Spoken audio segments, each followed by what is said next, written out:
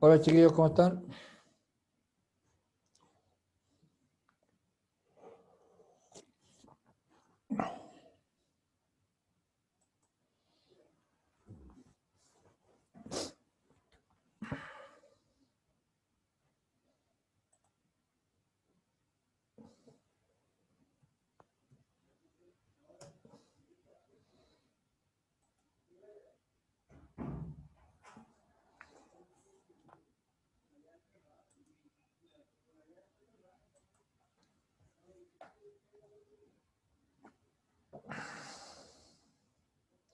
Buenas a todos. Que tengan una buena tarde. Vamos a eh, comenzar nuestra clase de hoy.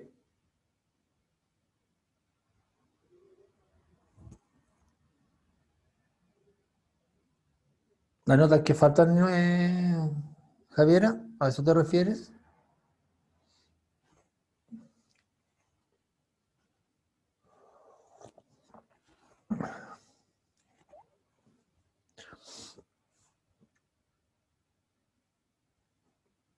A ver, espérame un poquitito.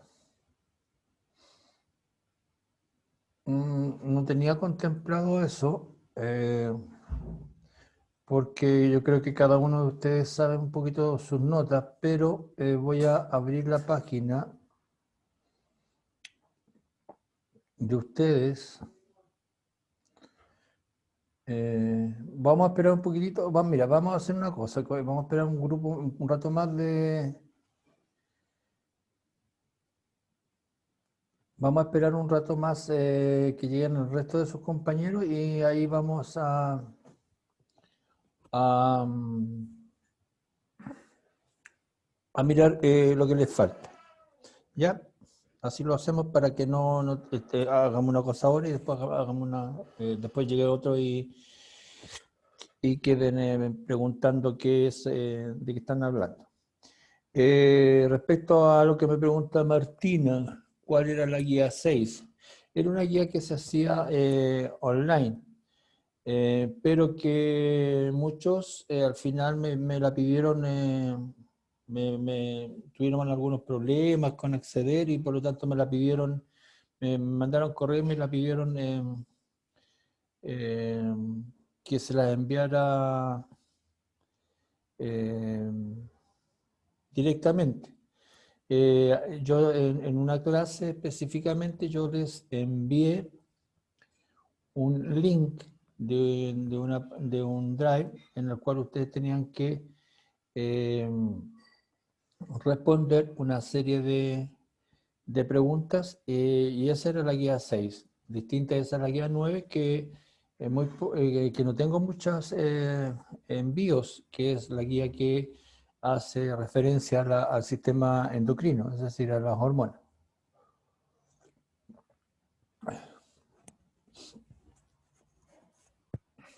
Pero un ratito más vamos a hacerlo, vamos a repasar un poco la materia y cuando me queden como un rato, unos 5 minutos antes de terminar la clase, yo les muestro la plantilla de- del curso de ustedes y vemos las notas, las actividades que les faltan y que ustedes tienen que, las cuales se tienen que poner al día. Ahora, vamos a lo que estamos repasando. Tenía varios compañeros de ustedes que estaban esperando.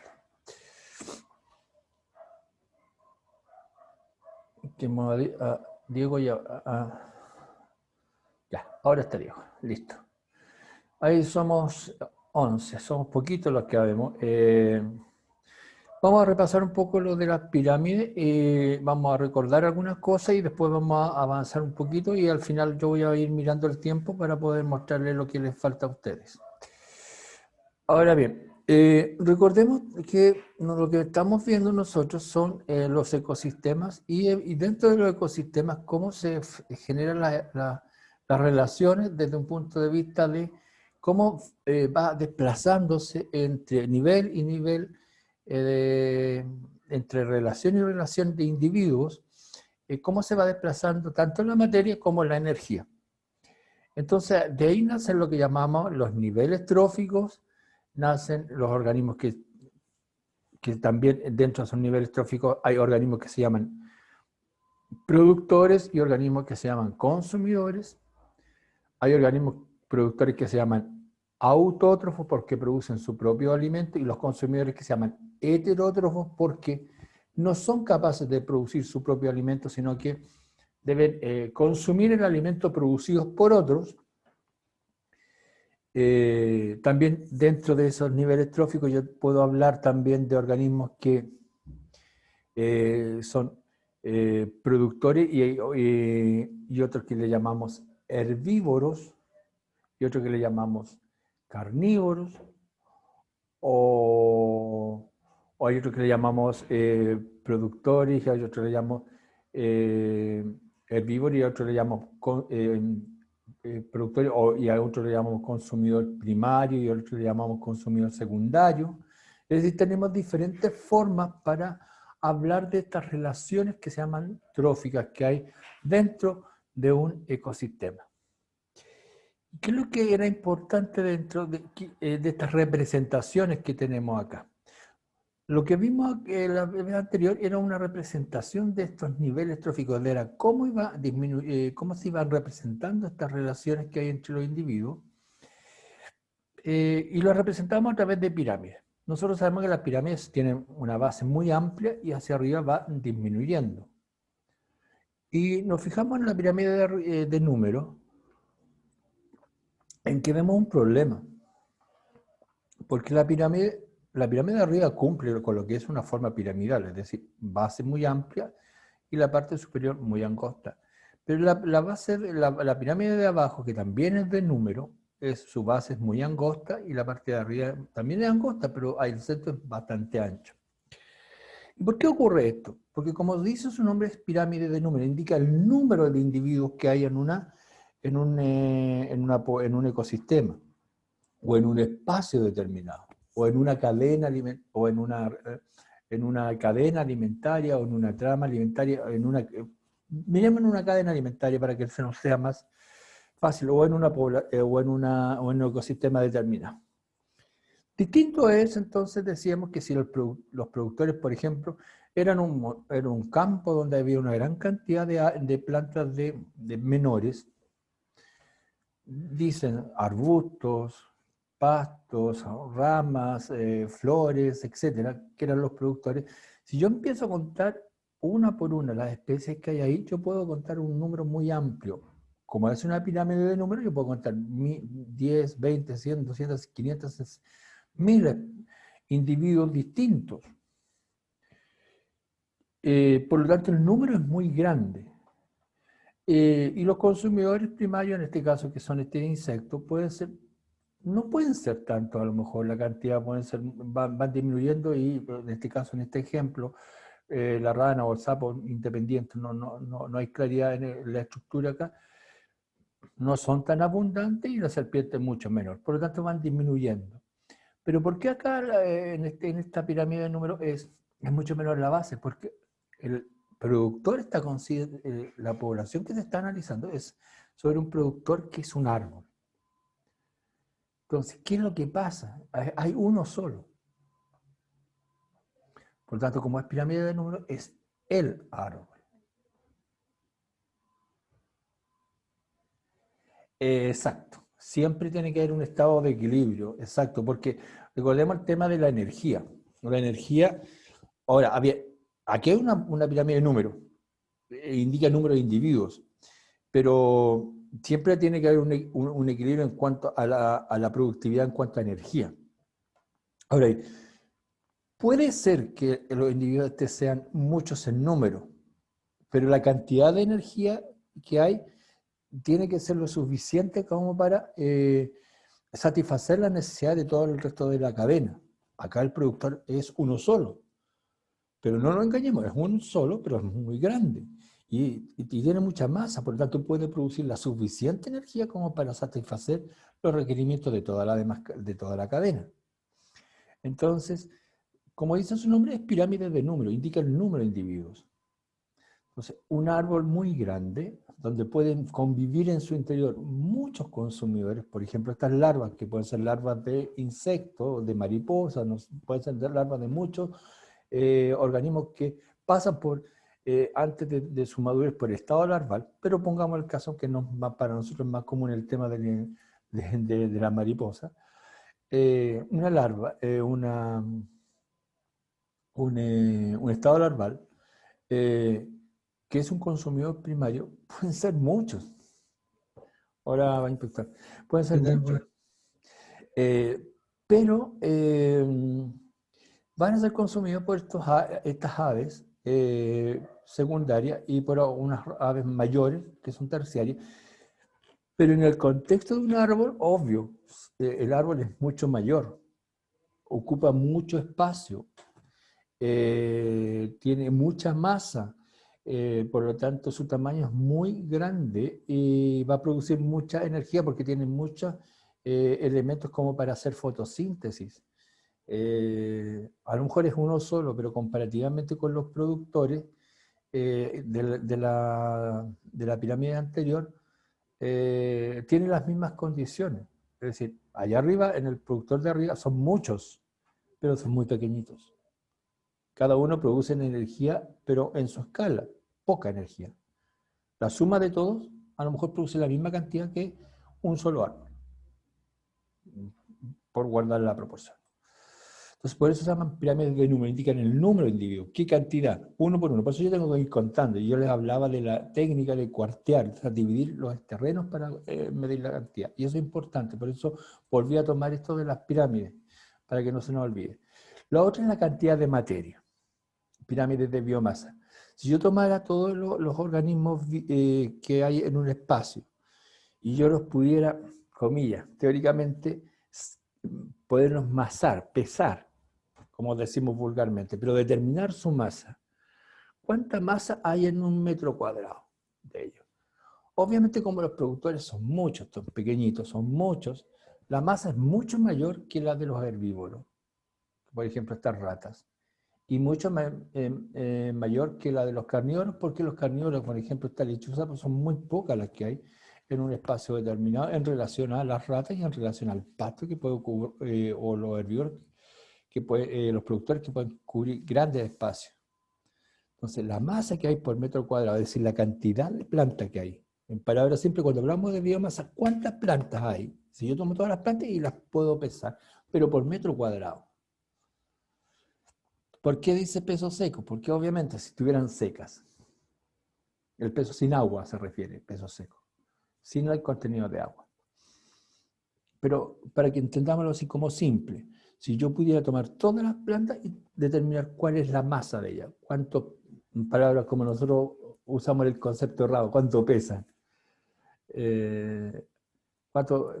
cuánta pesa la cantidad de plantas que hay en un metro cuadrado. Recuerden que un metro cuadrado es un metro por un metro. ¿Cuánto pesa? Obviamente, en este caso, lo que nos está diciendo esta pirámide es que pesan más los productores que los herbívoros, que en este caso son ratas, o que los carnívoros, que en este caso son las lechuzas. Al pesar las que hay en un metro cuadrado. O sea, en un metro cuadrado hay muy pocas carnívoros o lechuzas, puede que haya una. Y herbívoros puede que hayan uno o dos, pero el herbívoro va a estar lleno. Entonces la cantidad de materia es mucho mayor, o biomasa, y la cantidad de materia es mucho mayor, por lo tanto la biomasa es mayor. Y acá es al revés. ¿Y por qué es al revés? Porque el fitoplancton son organismos, aunque son muy abundantes, son muchos, lo mismo que pasa acá, son muchos, pero son muy pequeñitos. Por lo tanto, al pesarlo en una balanza, porque son muy pequeñitos, al pesarlos, los que hay en un metro cuadrado, su peso es muy menor. Aunque ellos son los productores, pesan mucho porque son muy livianitos. Son organismos muy pequeñitos. Hay muchos más que el zooplancton, mucho más, pero son muy chiquititos. Son organismos que generalmente yo los veo con una lupa, con un microscopio. No los veo a simple vista en el agua. Yo en el agua yo voy en el mar y no los veo. Y ustedes van a la playa y no los ven. puede que de vez en cuando pueden ver algún organismo del zooplancton, pero sería es muy raro porque son microscópicos prácticamente. Algunos son un poquito más grandes, que son un poquito mayores, y puede que lo podrían lograr verlos. Pero el fitoplancton prácticamente son invisibles al ojo humano. Entonces, son tan pequeñitos que al masarlo, es decir, colocarlos en una balanza para determinar su masa, en lo que hay en un metro cuadrado es tan poco que por eso, comparativamente con el zooplancton, que son un poco más grandes, eh, es menos. Entonces, a veces, por eso las pirámides son como muy raras, son invertidas. La que nunca va a ser invertida es la que siempre va a ser una pirámide normal, es la pirámide 3, que es la pirámide de energía. Esta nunca va a tener la base más grande, más pequeña, nunca. ¿Por qué? Porque esta aplica las leyes de la termodinámica, que decía que la energía llega, la energía, recuerden que no se queda ni se destruye, solo se va transformando, se va transfiriendo y la energía se transfiere al medio ambiente. Yo tomo una cantidad de energía y yo ocupo el 10% de esa energía y lo demás lo libero en forma de calor. Por ejemplo, los productores han absorbido la energía del sol y han producido su fotosíntesis. De toda esta energía que generan los productores, traspasan solo la décima parte, o sea, el 10% a los herbívoros. Lo demás se pierde en forma de calor, por la respiración, por el calor corporal. Las plantas también liberan calor. Ya, los herbívoros tienen el 10% de los productores. Ese 10% de esa energía que tienen los productores, solamente el 10% se lo pasan a los carnívoros. Lo demás lo pierden los herbívoros en forma de calor. Lo mismo hacen los carnívoros. Le pasan el 10% al carnívoro secundario y lo demás lo pierden en forma de calor. Entonces siempre se va perdiendo mucha cantidad de energía en forma de calor. Nosotros cuando recibimos algo, cuando comemos algo, perdemos mucho en forma de calor. Transpiramos, sudamos, etc. Y esa cantidad, esa energía se va perdiendo, no la voy ocupando en mis procesos diarios. Cuando, mire, en este mismo momento yo estoy hablando, estoy gesticulando, moviendo mis manos, y eso significa esfuerzo, trabajo, y empiezo a liberar energía. Y es una energía que no es lo mismo que yo estuviera así, tranquilo hablándoles así, y ahí gastaría menos energía, perdería menos energía. Si estuviera todo el rato tranquilo, cumpliría la misma función, haría lo mismo, pero es parte de mí a lo mejor gesticular, y ahí gasto energía. Entonces, estas pirámides tróficas siempre, de energía, ojo, siempre van a ser hacia arriba, siempre la base va a ser muy amplia y van a ir disminuyendo, siempre. Nunca como las otras, que a veces más grande la base, o a veces más pequeña la base, siempre van a ir disminuyendo. Y eso hay que tenerlo con mucho cuidado en este tipo de relaciones tróficas. Para que tengamos mucho ojo con esto. Y eso es lo que hasta ahí creo que vimos la vez anterior. Entonces, eso ya lo discutimos la vez anterior como ejemplo y ahora nos vamos a... y también vimos esto, que era la amplificación. Es decir, que los productos químicos se van concentrando a medida que va pasando la cadena alimentaria. Por lo tanto, nosotros que estamos casi al final de las cadenas alimentarias, las cadenas tróficas en general, nosotros recibimos ciertos productos concentrados, es decir, ciertos productos que son dañinos y que, por ejemplo, acá en el agua están en muy poca cantidad y que no nos provocarían ningún problema, pero como pasan de un organismo a otro, pasan de un productor a un herbívoro, a un consumidor, y después nosotros muchas veces los venimos a consumir, se van concentrando, aumentando su cantidad dentro del individuo. Entonces nosotros, una sustancia que que muchas veces las fábricas liberan a los ríos y de los ríos pasan a los mares, por ejemplo, y en el mar se empieza a diluir porque como el mar es tan grande, uno dice, pucha, las fábricas pensarán, no va a pasar nada, porque como el mar es tan grande, no va a afectar. Pero como los organismos empiezan a consumir eso, y esos organismos consumen un poco, y esos organismos son consumidos por otros herbívoros, y los herbívoros son consumidos por carnívoros, y de alguna forma y pueden llegar a nosotros, esos productos que podrían no ser dañinos ni tóxicos, se transforman en sustancias muy dañinas y perjudiciales para nosotros los seres vivos, para las cadenas alimentarias completas son dañinos, pero en particular para los seres o para los que nos ubicamos al final de las cadenas alimentarias.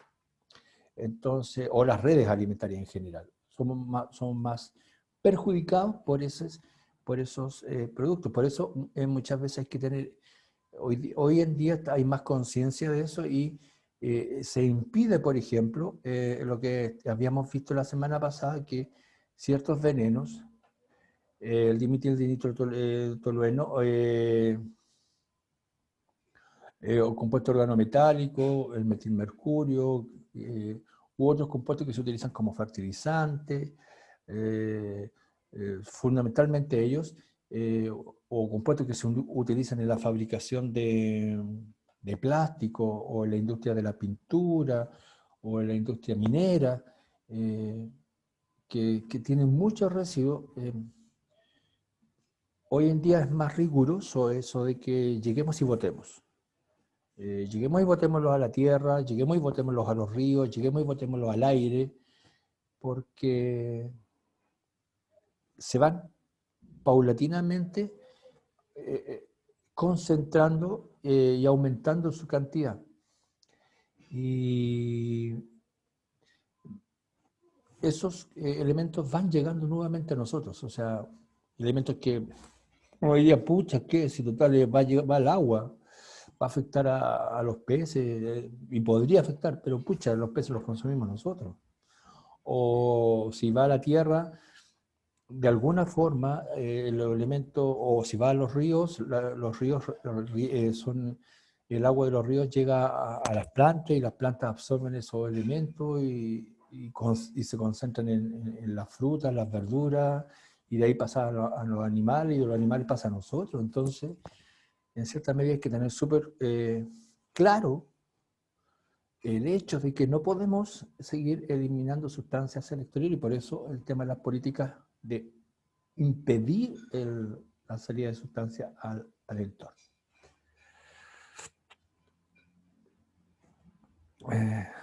Ahora bien, vamos entonces con eso ya más o menos tenemos más o menos claro el aspecto de la primera parte, y creo que lo que yo quería reforzar de la clase anterior.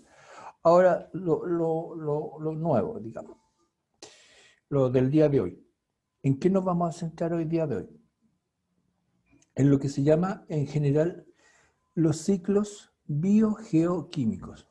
Primero, el concepto. ¿Qué significa la palabra?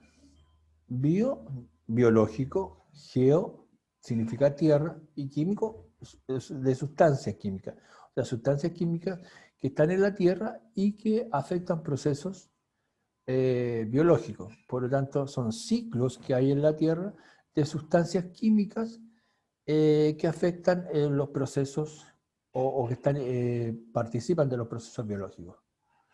Por lo tanto, son ciclos que ustedes ya los conocen, pero los vamos a ir recordando. Es más que nada recordar ciclos que ya ustedes ya estudiaron en enseñanza básica. Pero para echar un vistazo, solamente nada. Aquí no vamos a profundizar nada porque no hay nada nuevo bajo el sol. En general, los ciclos biogeoquímicos presentan lo que son en el fondo, para poder entenderlo así como en síntesis,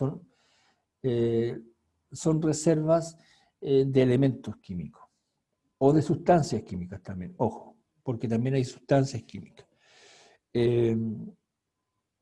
Son, generalmente son elementos no vivos, son reservas de elementos no vivos, por eso a los elementos no vivos les llamamos elementos abióticos, o sea que no tienen vida. Recuerden que siempre el prefijo a, cuando aparece la palabra a antes de un concepto abiótico,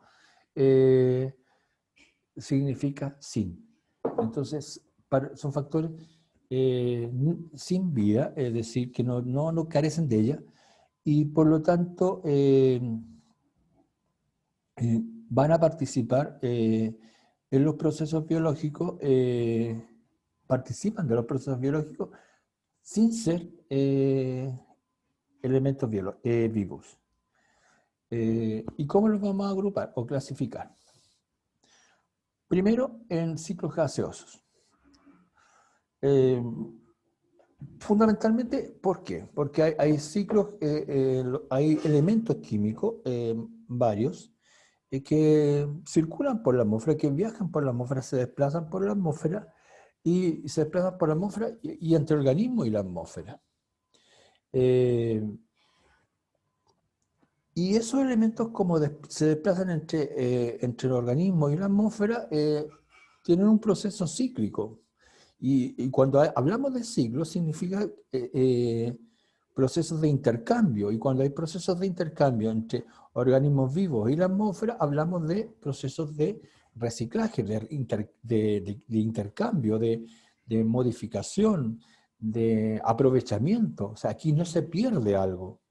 El oxígeno que es liberado o consumido por el organismo se desecha de una forma y es recuperado, o sea, reciclado. Entonces, es importante estudiar los ciclos gaseosos porque es una forma de analizar el reciclaje natural que se da en la naturaleza. Y eso nos puede enseñar cómo la naturaleza recicla ciertas cosas como para que la apliquemos en los procesos de reciclaje habitual que nosotros intentamos hacer en el día a día. Un ejemplo, como el que menciona ahí, y de los varios que vamos a estudiar, está el ciclo del oxígeno. Recuerden que son elementos químicos. Después están los ciclos que hablamos de ciclos sedimentarios. Se refieren fundamentalmente a elementos que van a circular no fundamentalmente con las capas atmosféricas, sino que son elementos que van a circular, pero más bien por las capas de la Tierra. Van a circular entre la Tierra y la hidrosfera, es decir, lo que es la Tierra y los elementos de la hidrosfera. Aquí vamos a conocer como la hidrosfera, elementos donde hay agua, cursos de agua, lagos, ríos, mares, aguas subterráneas, etc. A eso le vamos a llamar hidrosfera. Entonces, todos los elementos que circulan entre la Tierra, la hidrosfera, es decir, los ríos, los mares, las aguas subterráneas, los océanos, y los seres vivos, tienen un proceso también de reciclaje, porque circulan, son ciclos, pero son más lentos, porque pasan por procesos diferentes y eso es lo que los vamos a analizar. Son distintos los ciclos gaseosos, donde interviene la atmósfera. Son ciclos de reciclaje muy rápido. En cambio, los ciclos de reciclaje lento, donde cuesta más reciclar los elementos, porque pasan por intermedio de un factor que es la tierra y los cursos de agua. Los cursos de agua no son todos iguales. Cuando hablamos de hidrosfera, no es solamente el mar, no es solamente un lago, no es solamente un río, sino que también son las aguas que están subterráneas, el agua que llueve de la lluvia, el agua que percola, es decir, el agua que penetra bajo la tierra. Entonces, son muchas aguas diferentes y por lo tanto la velocidad de reciclaje de estos elementos es distinta. Además tiene que pasar por el organismo, porque si no, no tiene sentido. Porque hasta el momento, si pasa solamente por la litósfera, es decir, por la tierra, y por el agua, no es un ciclo biogeoquímico, sería un ciclo geoquímico. Tiene que pasar por los organismos vivos. Ejemplo, el fósforo.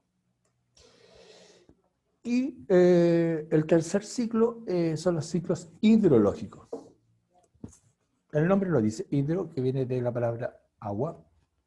El ciclo del agua es más estable y en él tiene la característica que el ciclo del agua es donde entran en conexión otros ciclos.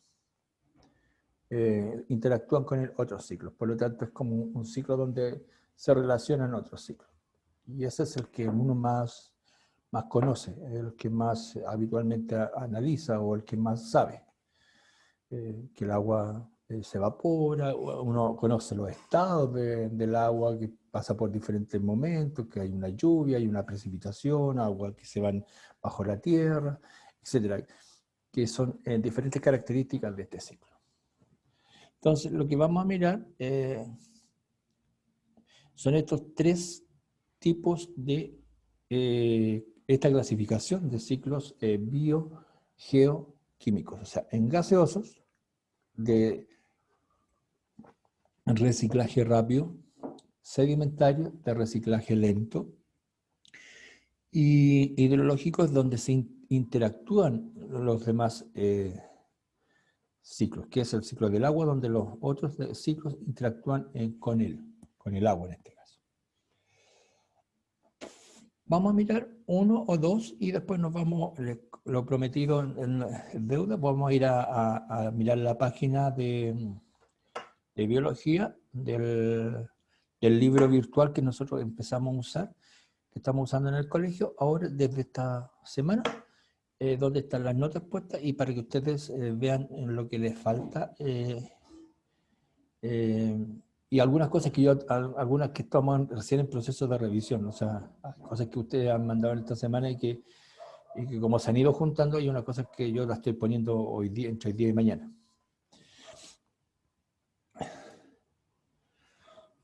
Dos ciclos que son dinámicos y que van muy entrelazados. El ciclo del carbono, recordemos por qué es relevante, porque nosotros, los seres vivos, somos estructuras hechas de carbono. Y eso es súper importante. Somos estructuras hechas de carbón. Basta con mirar cualquier estructura biológica que sea quemada y el producto de ese quemada, el resultado es ceniza.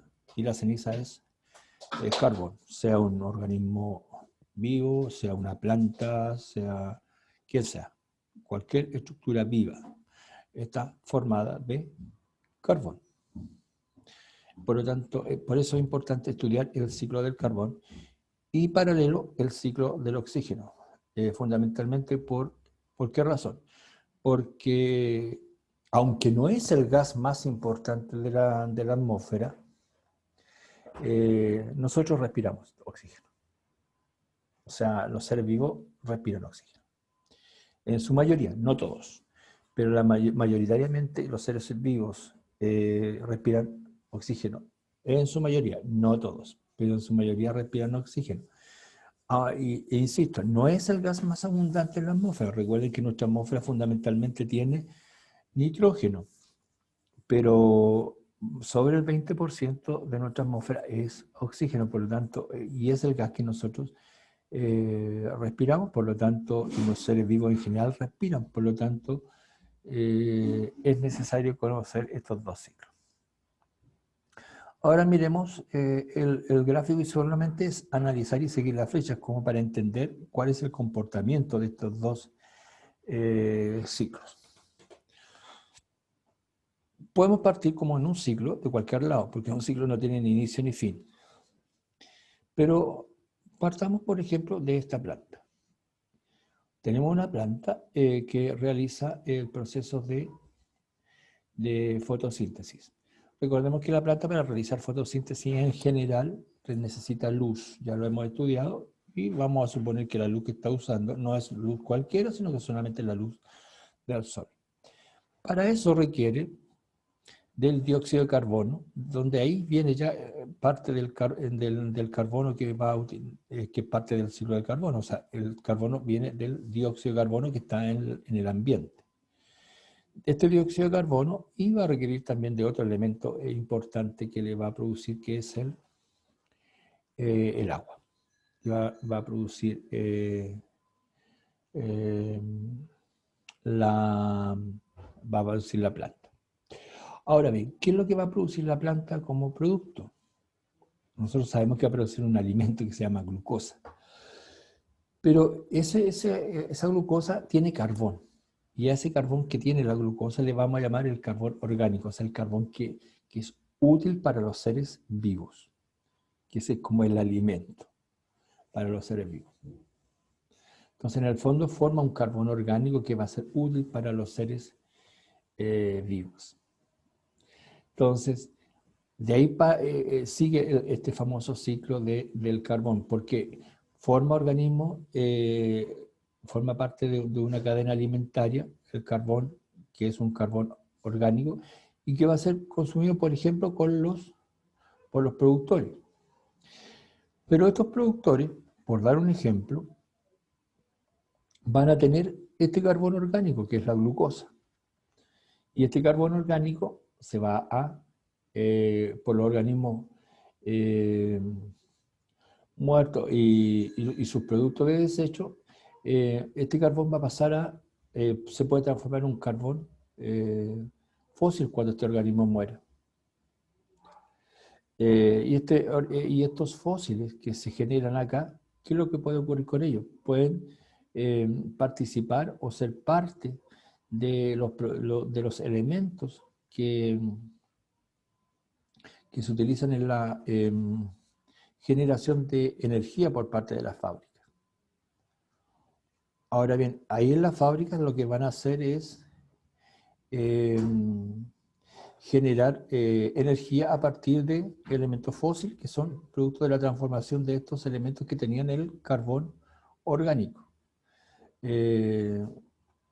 Todos los animales y plantas por millones de años fueron generando los productos que hoy día utilizan las fábricas, automóviles, fábricas y la industria en general para moverse.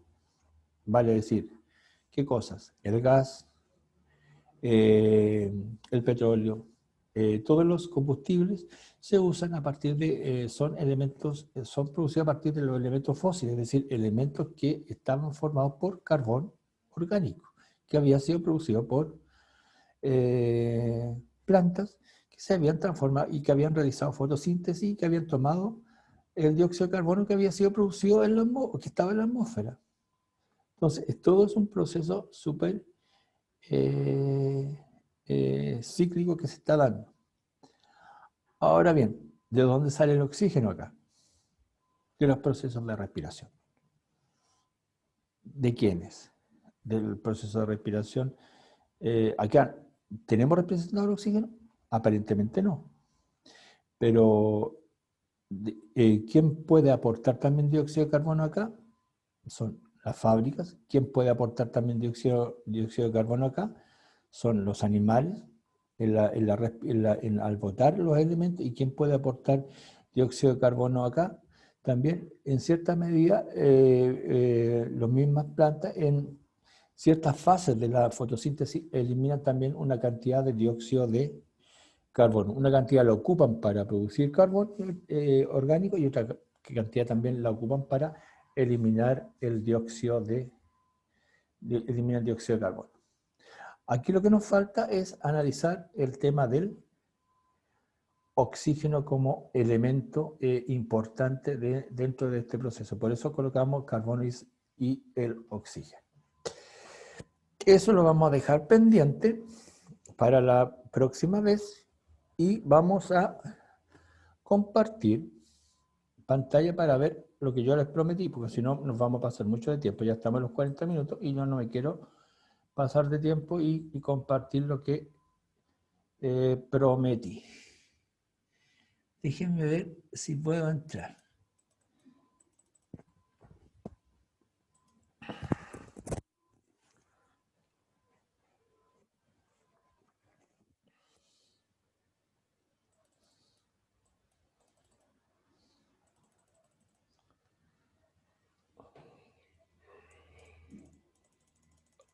Me esperan un phishing tool.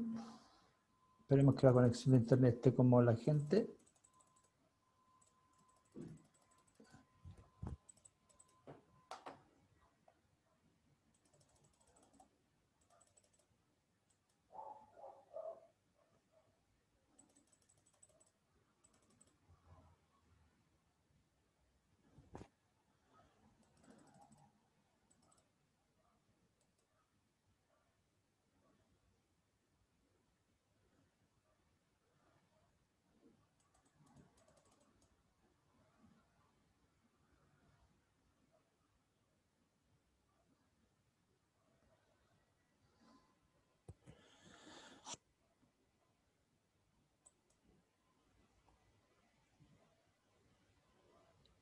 Ya, chiquillos. Ahí tengo primero esto es biología. Yo de la actividad 9 he revisado súper poco. Por lo tanto, en lo que yo tengo ahí nomás solamente, tengo una sola persona. No he revisado, he ido revisando lo que me ha ido llegando esta semana. Dime, Javiera, te voy a leer el chat. Profe, ¿Qué significa EL? no, Excelente. no eso, No, sí. es que perdón, es que Ya. alguien en el chat me preguntó. Eh, hay dos tipos de evaluaciones, que hay dos, le va a aparecer después en su informe una letra y una nota. Una nota numérica, que es la nota que llevaron las guías, y eso equivale a una letra, que es la parte formativa. EL significa excelentemente logrado, L logrado, PL por lograr y NL no logrado. El no logrado significa las personas que, según yo, no enviaron el trabajo, o yo no lo recibí, o hubo un problema de comunicación. Y ustedes tienen que enviarme un correo, decirme, profe, sabe que yo lo envié, y quién envió el correo que usted me envió, o darme alguna explicación, o pedirme que revise, en buena, porque a todos nos podemos haber equivocado. En cuanto a la guía, espérenme un poquito, en cuanto a la guía 9, la guía 9 recién la estamos revisando, o sea, tuvimos que subir rápido las notas, por lo tanto, entre el día y mañana yo coloco la guía 9 que he recibido. Por eso yo tengo a lo mejor una puesta solamente. Por lo tanto, por eso no quería mucho mostrar esto, porque yo tengo una sola guía nueva puesta. Ahora, ¿qué más? ¿Cuáles son sus preguntas? Déjenme leer. ¿Qué significa NL? Ya, el Diego Agurto. Ya, Diego Agurto me dice que me envió la 6. Ya, me envió la 9. Pues sí, puede ser, Diego, sí, no estoy dudando. Sí, lo que yo recién decía, que estoy recién revisando y recién me han llegado algunas estos días y estamos recién pasando. Recuerda que son todos los cursos los que están mandando guía, entonces la estoy poniendo de a poco. Y la guía 6 sí la mandé, Diego. 6, Diego Agurto.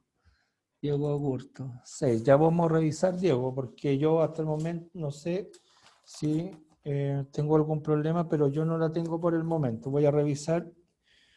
Diego Agurto, voy a anotar acá la guía 6.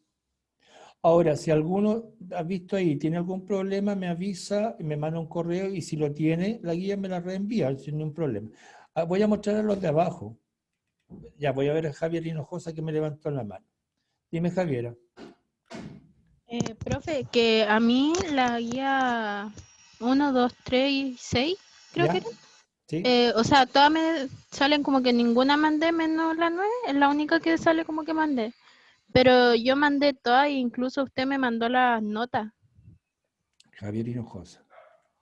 Javier Hinojosa, Javier Hinojosa, Javier Hinojosa. Sale Javier. como que no he mandado ninguna.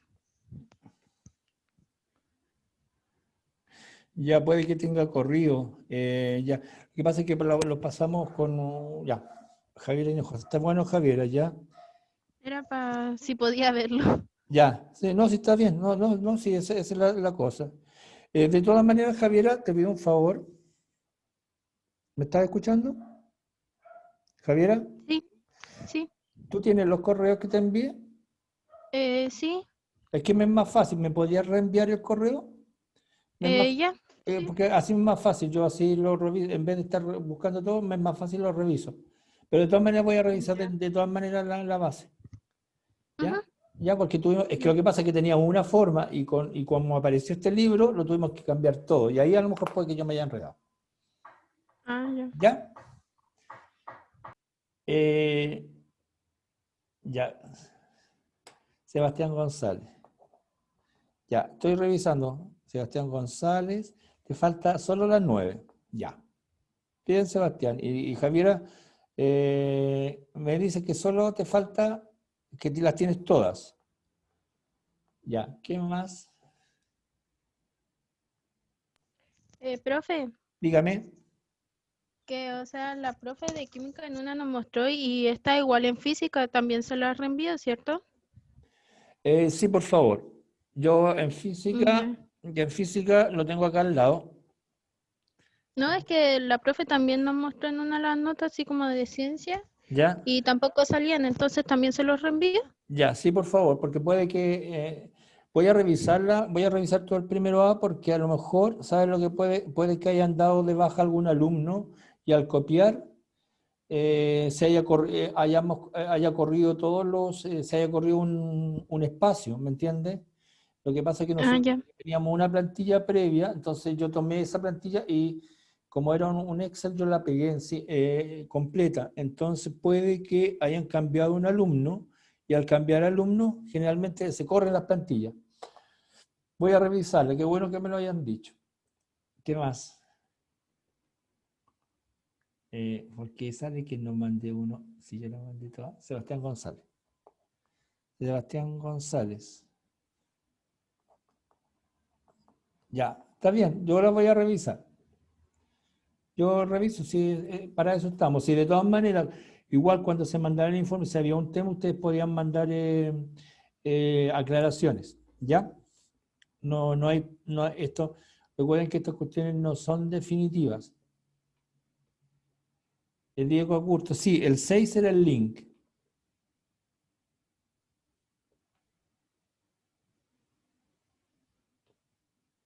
El 6 era el link. Cualquiera que tenga una duda, para no alargarnos ahora, cualquiera que tenga una duda, les pido que me envíen un correo, ¿ya?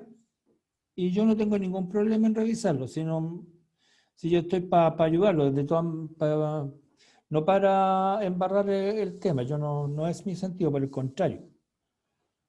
contrario, porque también yo entiendo que con todo lo que hemos pasado, yo también me puedo haber equivocado, porque con tanta cantidad de notas que nos llegaban y tanta página que para allá y que para acá, yo también me puedo haber equivocado. Así que cero problema, chiquillos. Si ustedes me mandan, o sea, si hay algún error y ustedes me colocan, profe, ¿sabe qué en tal lugar o tal cosa?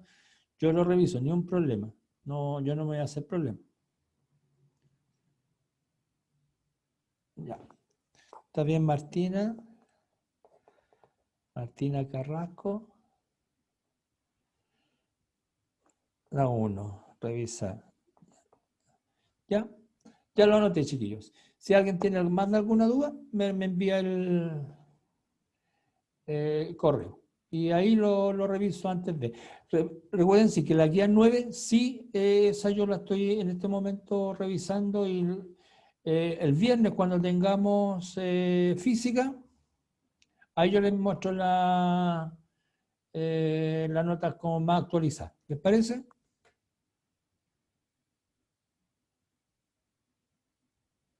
¿Sí o no? ¿Están? Ah, ya se fueron, parece. Sí. Ya, el viernes les muestro todo revisado, ¿ya? Entonces ahí tenemos plazo. Ya, cuídense pues, nos estamos viendo. Chao. Chao, cuídese. Igual.